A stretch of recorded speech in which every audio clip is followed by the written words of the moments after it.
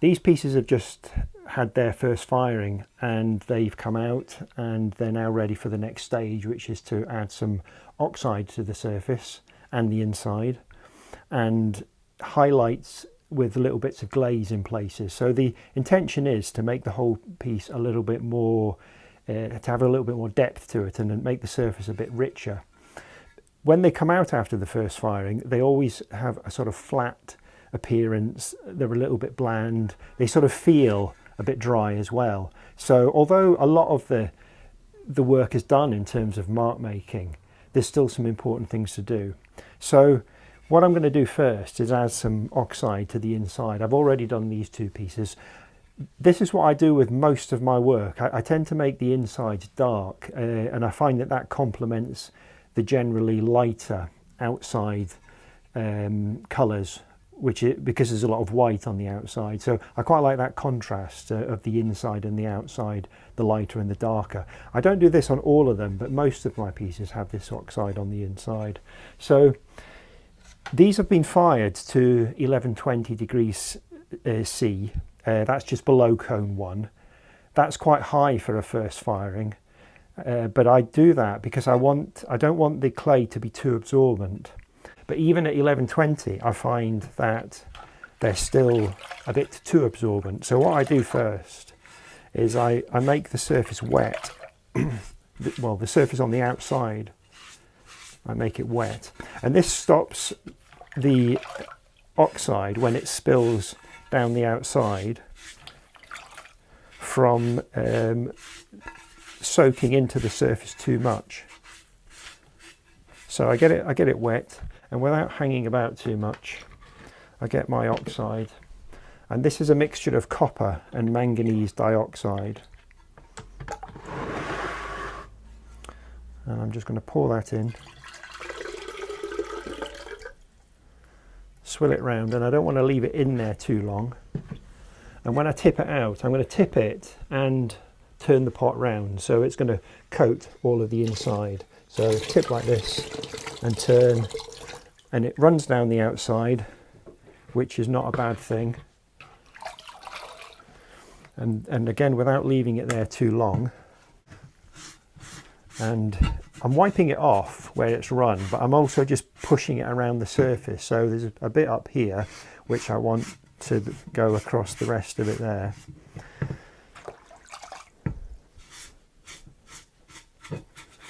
And what that's doing is there's a little bit of oxide is going to go into some of the detail, the textures, particularly the incised lines, and it's just going to make those stand out a bit more.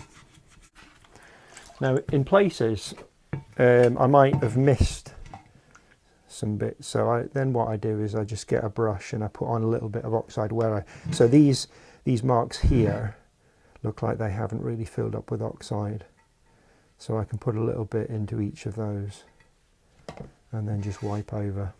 I'm just going to leave this for depends, probably I can put them back in the kiln actually, because that's still warm from taking them out, and that'll just dry them out a little bit quicker.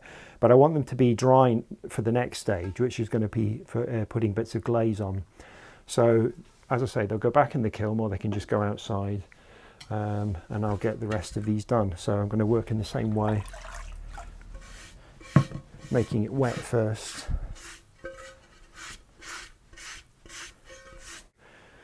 Bit of a stir, tip it in, and then when I tip it out, I sort of twist my arm up like that, and then I'm untwisting when I pour it out,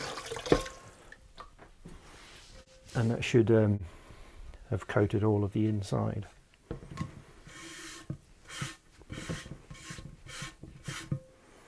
And there's a nice bit of texture on this side here, and you might be able to see the difference between what it looks like now without the oxide and then going across with the oxide. It picks out a lot of the edges and texture of that piece. There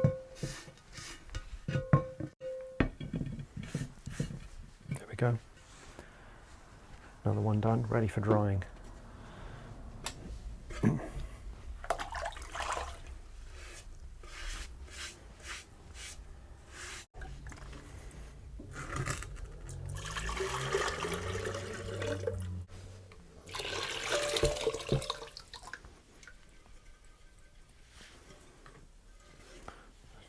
just missed a little bit there, so I can just use a brush.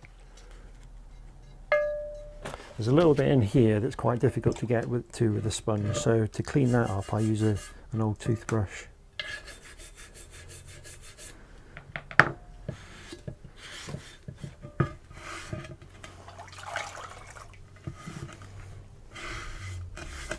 Now these incised lines here, they just need a little bit more oxide, and it's a very watery consistency, so it runs into those lines very easily. You just dab a little bit on and it seems to almost sort of run itself, and it sort of finds the rest of the line and fills it up. So these have dried now. They've been put back in the kiln just to heat them up, and they've dried enough now to work on the surface, to continue working on the surface. So I just wanted to talk a little bit about sort of planning of marks that I put on the surface. A lot of people ask me about how much I plan what I'm going to do before I start. I draw quite a lot, and I just wanted to show you these little drawings because these were done in preparation for these pieces that I've just made here. So I've just been thinking a little bit about sort of composition marks that might work well together, planning to a certain extent. This drawing here, actually this collage actually led to doing this drawing and then making this piece. So there's a bit of planning, but I suppose the thing is that plans change, and I find that particularly once it's made as a 3D form, you have to look at it differently. It's different in the sketchbook. This is a sort of two-dimensional thing, and as it appears as a three-dimensional thing, other things suggest themselves that might work on the pot. So I have to have that sort of flexibility to change direction. So at this stage I've got some ideas about how I want to continue with some of these, and some of them I haven't got much of a clue about how I'm going to go forward, and I need to think about that. This one here, I had quite a sort of definite idea that I wanted to put a bit of glaze on the side here. So I wanted this blue line to continue through a sort of a shape of white glaze, and I'm going to stick with that idea.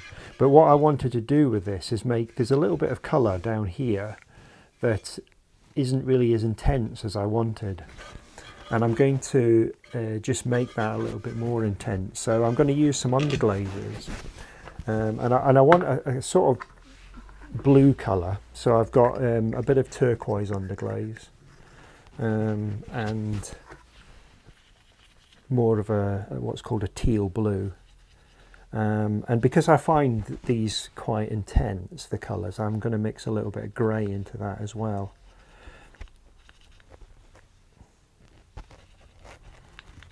So a colour a bit like that, and I just want that shape there to be a little bit, just to stand out a little bit more. So I'm just going to paint on a patch of that,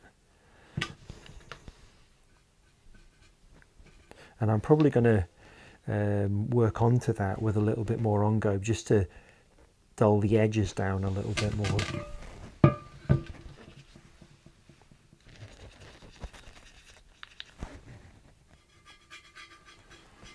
And I want that mark to be really quite, not overworked. So I want to sort of just leave it and not touch it too much. What I might do is just use a sponge, and I can just begin to soften the edge of it a little.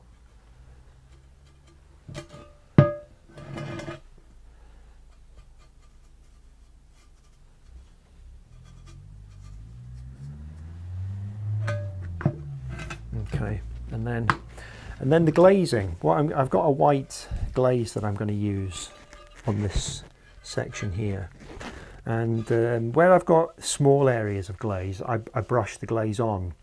But for I would call this a bigger area here. So what I do is I spray the glaze, and I like to spray the glaze because it will go on a bigger area, it goes on more evenly. So what I do is I mask off, and this takes a little bit of time to prepare, but I'm going to mask off an area. I've already thought a little bit about the exact shape of this, and I often draw lines with a pencil where I can just sort of play around with proportions and position of this shape of white glaze. So it's going to go to this line here. And drawing with a pencil I find is quite handy, because those marks are just going to burn away in the kiln, so it doesn't matter if they're on there for now. And then I just use a bit of masking tape.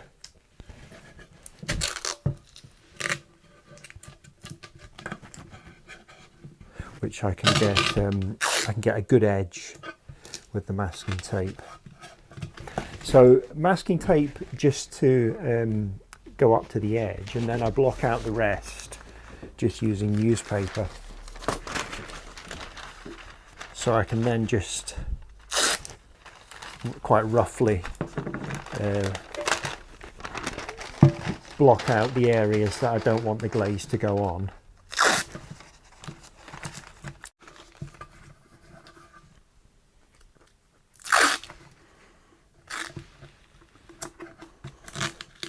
So the idea with that is it just leaves the piece of the pot showing that I actually want to put the glaze on.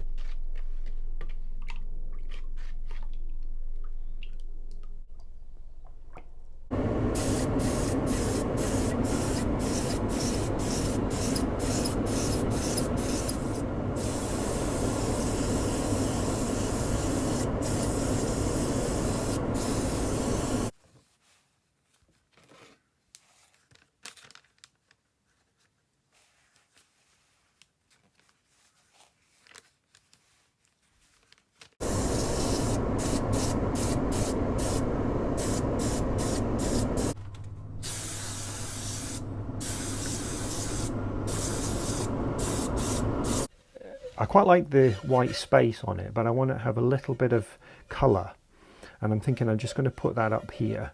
And I've spent quite a while just looking at it, thinking about what is the right colour to use. I'm going to use a blue glaze that I've got, and I can brush this on because it's just going to be a very small area, so I don't need to spray this, it can easily be brushed on. So I've got my blue glaze here, and it's just going to go a little sort of rectangle of blue glaze. It's taken me quite a while to decide exactly where I wanted that to go, and for whatever reason, without sort of trying to analyse it too much, I've decided that I want it to go just there. I'm just going to dry that off just so it doesn't run, because then I can turn it. And again, on this side it took me quite a while to decide, do I want the same composition on this side, because I thought about the blue shape going here, but I've decided that I do want it in the same position, so it's going to go just about here.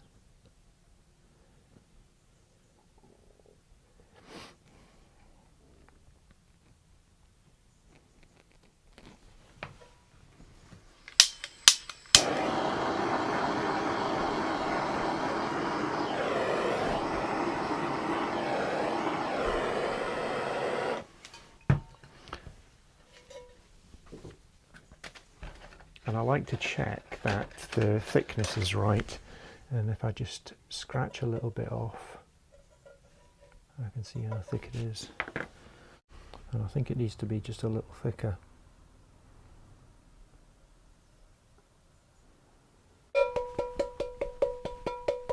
If I tap it like that, it just sort of settles the glaze out, and it just spreads it a little bit, makes it a little bit more even.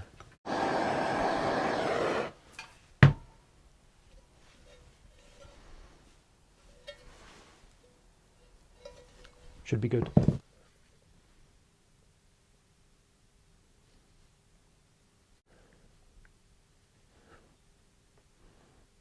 And these brushes, this is quite an old brush.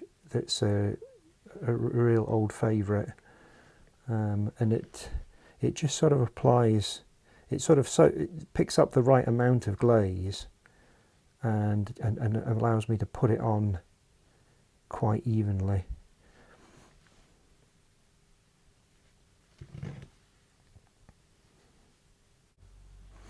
So I'll turn it back over, and as predicted, this side is now dry, and I'm just going to put another coat on. It's quite important that this glaze doesn't go on too thick because it does run a little bit. So all I have to do now is just peel the masking tape off and take the newspaper away, and there we are. That one's finished. And now this is the group that I've been making, and they're going to go back in the kiln, and they're going to be fired to 1140 degrees C, which is cone 1, and they'll come out, and some of them might be finished at that point. Others I might I'll look at them all again, and I'll decide whether I need to add any more little details to them, and I can fire them again if I want to.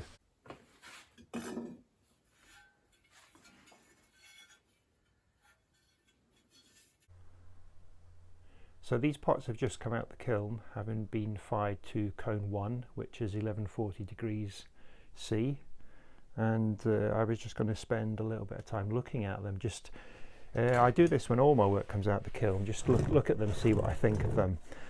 The oxide that I put on, you can see that I wanted it to highlight the texture, even some quite fine texture, and that's quite a nice example of what I meant there, that it's just run into the texture here and just highlights it slightly. And on this piece as well, I put this clear glaze on, and if I just move it in the light, you can just see that clear glaze is it's a sort of shiny surface in contrast to the generally matte surface of the rest of the piece. And I wanted that glaze just to be there, just to highlight this step in the form. So it's the sort of surface and form working together that's important. So yeah, that piece worked out nicely.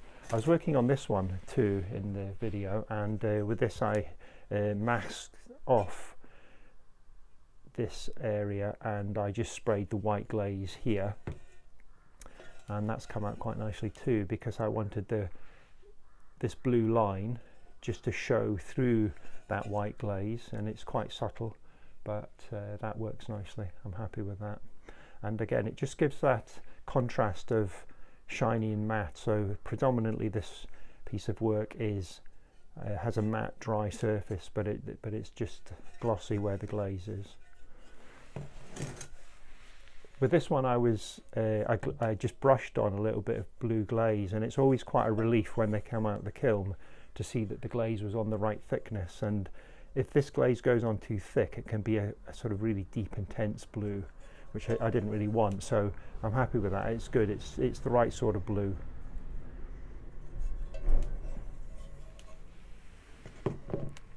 This was another piece that I brushed the glaze onto these circular shapes at the bottom of the pot. So I wanted this composition where these were sort of pushed, these shapes were pushed to the bottom of the outline of the form, and but I wanted to highlight them a little bit. So the idea of the glaze going on there was to give them a little bit more importance, and so that's worked too. I'm happy with that. Again, the thickness is right. That glaze does run quite a lot, so if it goes on too thick, it can run too much, but that's okay. So I'm really happy with this group.